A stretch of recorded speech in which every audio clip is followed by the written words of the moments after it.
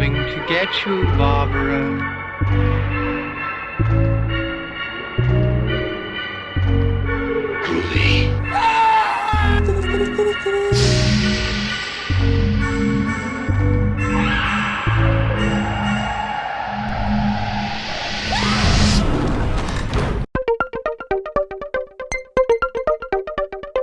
Welcome to Hender's Movie Reviews, where I take a look at films I've never seen before but others likely will have done. And continuing our horror season, I'm going to be taking a stab at the 1987 classic, Clive Barker's Hellraiser. I don't really know a great deal about this. I know that it caused somewhat of a cause célèbre at the time of its release, and Roger Ebert wasn't a fan. I am aware of the pop culture phenomenon of Hellraiser through Pinhead, who is almost as iconic as Freddy, Jason, or Michael Myers. So I'm very much looking forward to this. So without further ado, let's watch this. So we start off in Morocco, where a man named Frank buys a puzzle box and takes it to a house, where he opens it and is ripped apart with hooks and chains, and then disappears into another realm, never to be seen again. Yeah, for a while at least. We then follow a family moving to the house. Larry, who is Frank's brother, his daughter Kirsty, and his wife Julia, who is Kirsty's stepmom. While there though, after Larry cuts his hand on a protruding nail, he unwittingly summons the undead corpse of Frank. And this is witnessed by Julia, who was Frank's former lover.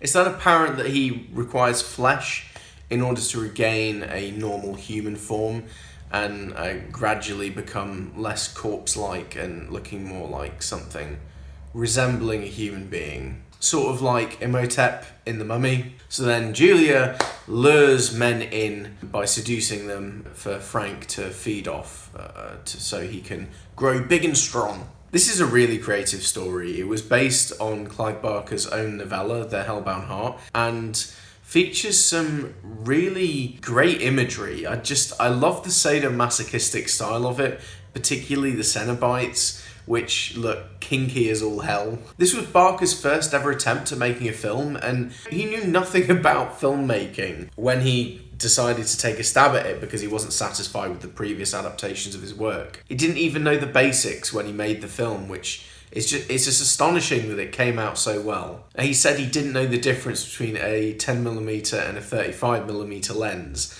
And if you'd shown him a plate of spaghetti and told him it was a lens, he would have believed you. There is a weird production history for this film, though. Initially, Coyle were going to score the film, but producers decided to get Christopher Young on board instead, even though Coyle had already made the part of the contribution, and some of their score still remains. But I do like the final product. It does have a sinister quality to it, and a sufficient amount of creepiness, but it does sound kind of similar to the sort of score that Danny Elfman would have made, particularly his early work. Also, the strangest choice of the lot was to move the location of the story to a vaguely transatlantic location with a mix of US and British accents, even though it's clearly shot in the UK. Like, it looks very, very British. And you have actors who were subsequently dubbed with US accents, particularly the moving people in the beginning.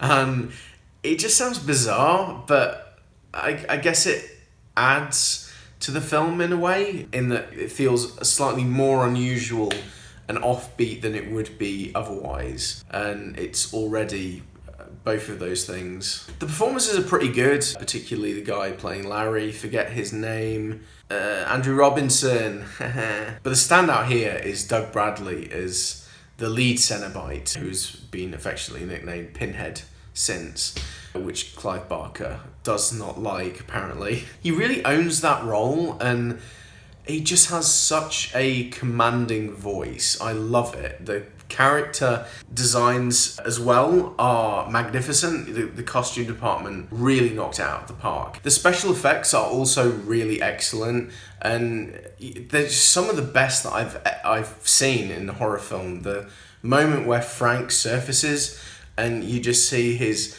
gloopy skeleton rising.